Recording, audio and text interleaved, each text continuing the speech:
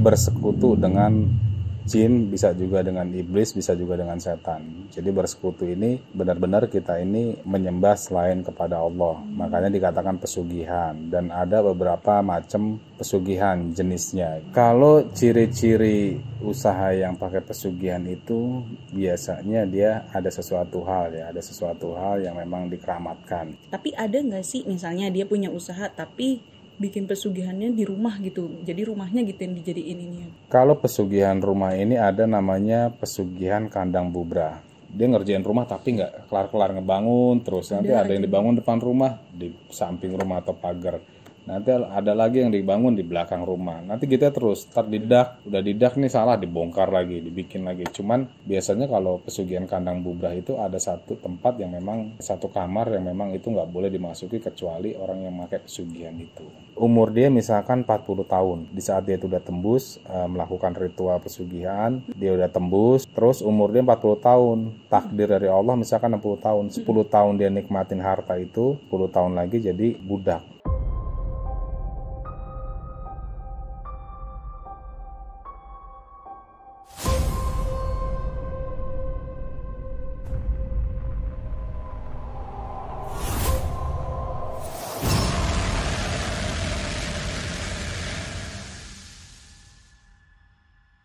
Assalamualaikum warahmatullahi wabarakatuh. Kembali lagi di Jejak Gentala. Jadi kali ini kita bakalan bahas yang bertema dengan pesugihan nih, Ki. Pesugihan biasanya kan udah serem-serem tuh, karena pasti akhirnya ketawa, karena pasti menimbulkan korban, Ki, ya kan. Soalnya saya ngeri-ngeri sedep nih kalau ngomongin pesugihan. Jadi sebenarnya emang pesugihan itu apa sih, Ki? Emang bener semua pesugihan itu emang makan nyawa? Pesugihan itu jadi dikatakan bersekutu dengan jin, bisa juga dengan iblis, bisa juga dengan setan. Jadi bersekutu ini benar-benar kita ini menyembah selain kepada Allah. Makanya dikatakan pesugihan, dan ada beberapa macam pesugihan jenisnya gitu. Oke, Ki. Nah, untuk kok jauh-jauh saya gak pesugihan kok, Ki. Enggak, gue pegal. Nah, Ki, ada nggak ciri-ciri tersendiri buat usaha nih? Pasti kan kebanyakan mungkin usaha-usaha gitu ya, Ki, yang pakai pesugihan kan? Iya. Itu ada nggak sih, Ki, ciri-cirinya? Kalau ciri-ciri usaha yang pakai pesugihan itu biasanya dia ada sesuatu hal yang memang dikeramatkan. Jadi bisa dari ada bau wewangian ataupun sesajen, misalkan sajennya itu di bawah tempat dagangnya. Terus ada juga dia yang naruhnya dari kaca cermin, jadi kaca cermin itu supaya pantulan dari orang-orang itu narik. Ada juga dia yang sengaja membuat tempat warungnya itu ataupun rumah makannya itu kotor. Kotor maksudnya, Ki? Kotor jadi artinya nggak, kan ada yang rumah makan ini resik kan, semua kamar mandinya bersih. Itu ada juga yang dibiarkan dia kotor aja kayak gitu, kayak di kamar mandi ataupun Disengajain berarti? Disengajain karena buat mainnya jinnya itu. Jadi itu tergantung jinnya ya maunya gimana. Terus misalnya itu kan pesugihan di lingkungan pertokoan. Tapi ada nggak sih misalnya dia punya usaha tapi bikin pesugihannya di rumah gitu, jadi rumahnya gitu yang dijadiin ini ya? Kalau pesugihan rumah ini ada namanya pesugihan kandang bubrah. Kandang bubrah. Jadi kandang bubrah di sini salah satu pesugihan yang memang dia nggak akan selesai dan nggak pernah selesai rumah itu dibangun. Oh, jadi gini, rumahnya itu udah dibangun nih, udah bagus. Nanti tuhnya setahun dibongkar lagi, dibangun lagi. Oh, jadi kayak dikerjain terus gitu? Dia ngerjain terus. Makin dia banyak membangun ataupun merenovasi rumah, itu duitnya makin banyak. Oh, kan kalau kita mikir pasti kalau merenovasi itu pasti kan buang-buang duit ya? Jadi ada lah, misalkan kayak Dewi ngeliat, dia ngerjain rumah tapi nggak kelar-kelar ngebangun terus. Nanti ada yang dibangun depan rumah, di samping rumah atau pagar. Nanti ada lagi yang dibangun di belakang rumah. Nanti kita terus terdidak, udah didak nih salah, dibongkar lagi, dibikin lagi. Cuman biasanya kalau pesugihan kandang bubrah itu ada satu tempat yang memang, satu kamar yang memang itu nggak boleh dimasuki kecuali orang yang pakai pesugihan itu. Walaupun anaknya? Nggak boleh. Nggak boleh sama sekali? Nggak boleh. Jadi ada tempat khusus yang memang gitu, khusus untuk dia itu. Mungkin nggak ngerti ya. Kalau misalkan dia bertemu dengan jinnya ataupun dengan penghuninya, tergantung dia pakai pesugihan dari mana. Tapi kalau misalnya itu dia kebobolan nih, anaknya nih masuk situ, itu apa yang terjadi Ki? Banyak kejadian, kadang-kadang dia kayak semacam babi ngepet. Kan ada juga kan itu juga termasuk pesugihan. Oh, babi ngepet. Termasuk pesugihan. Jadi kalau misalkan itu ada satu kamar keramat yang memang orang lain nggak boleh masuk selain dia, terus di situ ada orang lain masuk nih atau anak atau siapa, makanya ada kejadian dia pakai jubahnya itu jadi babi. Terus ada juga di sini namanya pesugihan Dewi Lanjar. Itu gimana Ki? Nah, kalau Dewi Lanjar di sini dia mendewakan ataupun bersekutu. Cuman kalau pesugihan Dewi Lanjar di sini dia ada hitungannya, Ada hitungannya, jadi umur dia misalkan 40 tahun. Di saat dia itu udah tembus melakukan ritual pesugihan, dia udah tembus, terus umur dia 40 tahun. Takdir dari Allah misalkan 60 tahun. 10 tahun dia nikmatin harta itu, 10 tahun lagi jadi budak. Jadi prajurit dari Laut Utara. Oh, tapi kalau misalnya udah 10 tahunnya jadi budak, baru tuh pulang dia. Kesiksa banget berarti ya? Iya, ada lagi pesugihan Nyai Blorong. Nyai Blorong itu yang ular itu ya? Iya, selatan. Jadi Nyai Blorong, pesugihan Nyai Blorong di sini, dia juga harus menyiapkan satu kamar khusus yang nggak boleh orang lain masuk untuk memperkaya dirinya. Dia nantinya berhubungan dengan ular. Berarti emang punya trik-trik tersendiri gitu? Iya, ada cara-cara sendiri dan ritual-ritual tersendiri. Ular itu nanti di saat dia berhubungan, sisiknya itu yang rontok jadi emas. Wih? Tapi jangan dicoba. Jangan dicoba. Itu jangan yang sesat guys. ya. Itu sesat. Jangan tiba-tiba takutnya kan sisiknya jadi emas gitu kan. Jangan. Tolong jangan. Walaupun BBM naik, jangan. Terus Niki, entah itu toko yang pakai pesugihan, rumah yang ada pesugihannya, itu bisa berdampak nggak Ki buat mereka yang tinggal di sekitar situ, rumah-rumah yang tinggal di sekitar situ? Atau kalau usaha? untuk aura sih pasti berdampak ya, tapi kalau untuk efek sih enggak.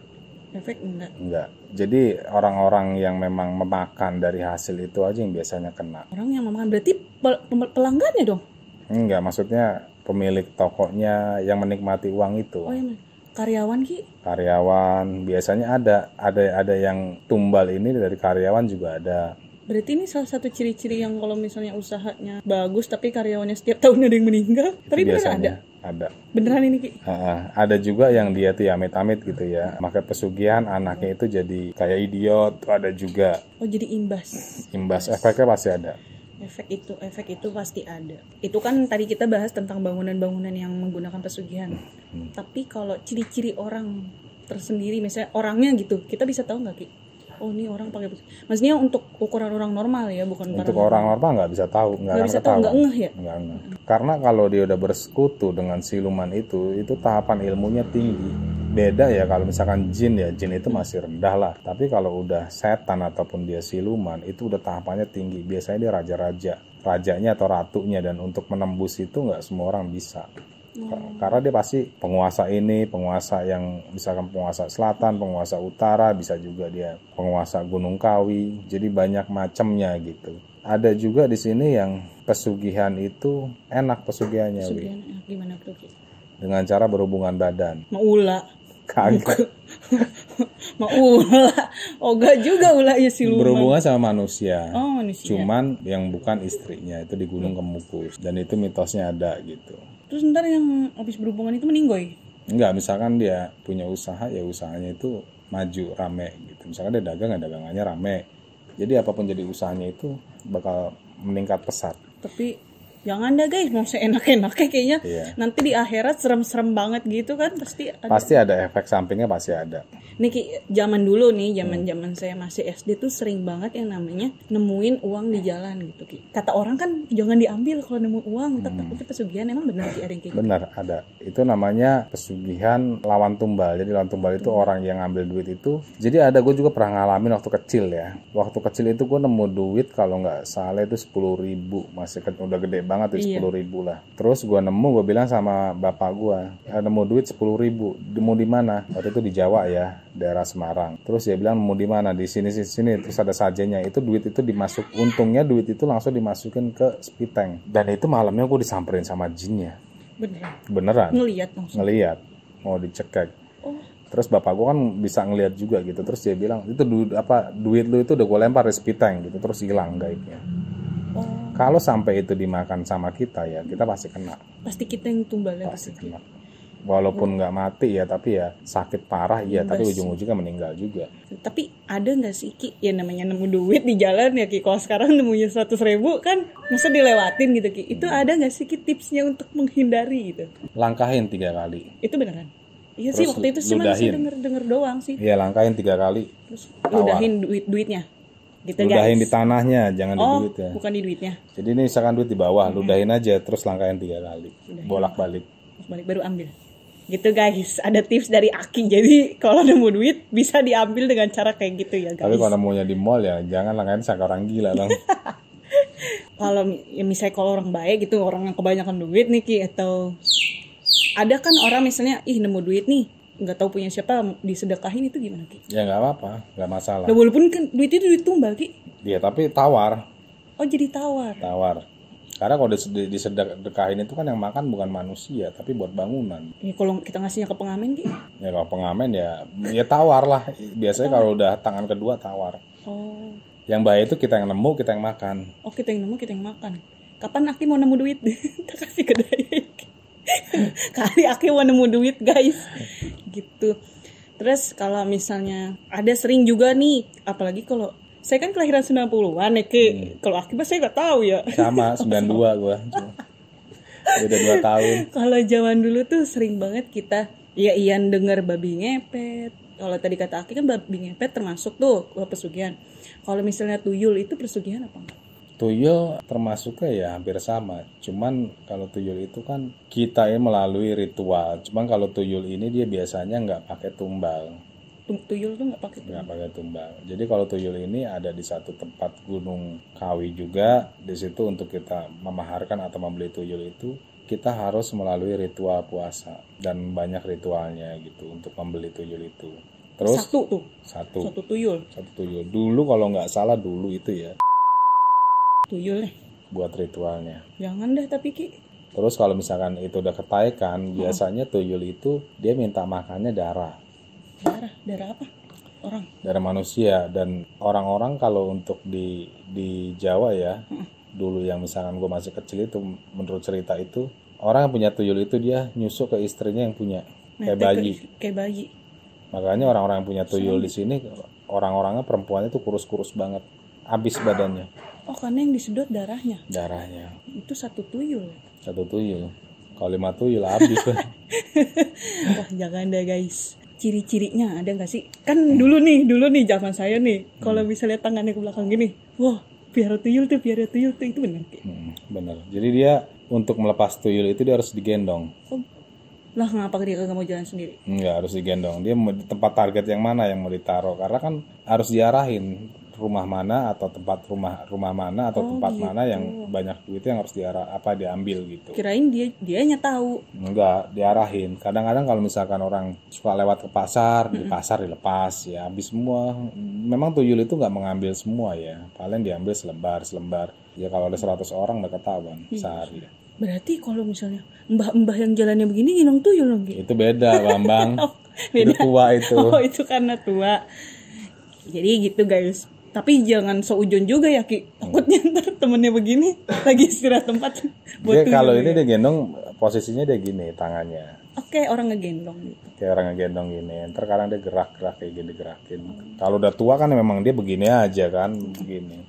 Untuk jaga-jaga nih, ada nggak sih cara ngindarin duit kita biar nggak diambil tuyul atau babi ngepet nih? Ada. Medianya ada, bukan menghindari ya, tapi lebih menangkap. Kalau untuk menangkap di sini kita biasanya orang naruh ember di depan tuh taruh ember, terus taruh mainan dia yuyu. Tahu yuyu nggak? Tahu, piting.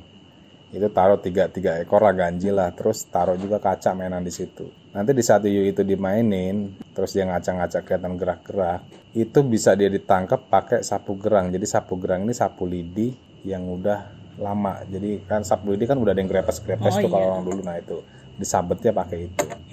Tapi dulu pernah juga ada kejadian dia udah coba kayak gitu, disabet pakai sapu gitu, yang kena manusianya, yang miaranya. Oh, yang miaranya yang kena. Jadi nyirinya itu. Ada juga dia misalkan disabet pakai golok gitu, kalau bisa gitu caranya pakai golok. Ntar tahu-tahu yang punyanya yang sobek gini, dijahit, diperban gitu. Itu kalau di kampung-kampung dulu kayak gitu nyirinya. Jadi kalau untuk terhindar dari tuyul biasanya sih medianya pakai bawang tunggal. Bawang tunggal ditaruh di tempat duitnya. Taruh tempat duit. Kalau misalnya buat di yang kan biasanya orang-orang kita masih banyak yang nyimpen duit tuh di bawah lemari lah, di bawah kasur, itu bisa nggak Ki? Kan kalau ditaruhin bawang ntar busuk di situ bawang. Kasur kali-kali di laci lemari Iya, biasanya. Itu bisa taruh di bawang tunggal. Atau di ujung-ujung pintu. Di ujung-ujung pintu sini. Terus kalau kata orang kan taruhin benda-benda tajam kayak peniti, silet gitu itu Nggak ngaruh. Oh itu nggak ngaruh. Nggak ngaruh. Kalau orang hamil iya benda-benda tajam. Ya kali dia hamil juga sekalian. Berarti bawang tunggal ya Ki. Bawang tunggal cukup ditaruh aja. Ya, udah pastinya udah dijikirin dulu. Misalkan jikirin, udah di asma gitu, dijikirin, taruh di tiap-tiap pintu. Tiap-tiap Atau pintu di biar nggak laci yang tempat dia naruh duit. Nah, terus kalau misalnya babi ngepet nih Ki. Kita kembali lagi ke babi ngepet. Babi ngepet itu ngambilnya juga per lembar juga. Kalau babi ngepet sih enggak, dikeruk semua. Dikeruk semua lebih maruk berarti ya. Semakin dia banyak menggesek ke tembok, itu makin habis duitnya. Kecuali cuma sekali mungkin satu blok gitu, misalkan satu apa sih namanya? Sepak gitu lah. Kalau misalkan digesek terus ya habis, makin lama dia makin lama makin banyak dia gesek, habis semua kekeras. Berarti si tuyul sama si babi ngepet ini masih beratan babi ngepet dong ya? Iya. Tapi bener Ki, orang yang ritualin itu yang jadi babi. Bener. Beneran babi. Berarti emang bener harus ada yang nungguin lilin. Ya babi siluman. Ya memang nungguin lilin. Jadi di situ ada satu ritualnya itu, lu mau jadi babi ngepet? Enggak, astagfirullahaladzim. Jadi ada satu ritualnya di situ memang harus ada bunga 7 rupa gitu. Terus ada lilin, ada juga persyaratan lain, kopi manis, kopi pahit. Dan di situ dia si penjaga lilinnya ini harus benar-benar dia melek, nggak boleh tidur. Karena di saat dia kodanya itu saat lilin itu goyang kenceng, itu artinya udah ada bermasalah atau dia babinya itu udah ketahuan orang, dia kejar. Gitu. Dia harus cepat-cepat matiin, kalau enggak ya selesai. Jadi untuk pesugihan-pesugihan ini cukup sampai di sini ya guys. Jangan lupa di subscribe, like, dan komen. Kalau kalian punya cerita tinggal tulis di kolom komentar kali ini ya. Wassalamualaikum warahmatullahi wabarakatuh. Waalaikumsalam warahmatullahi wabarakatuh.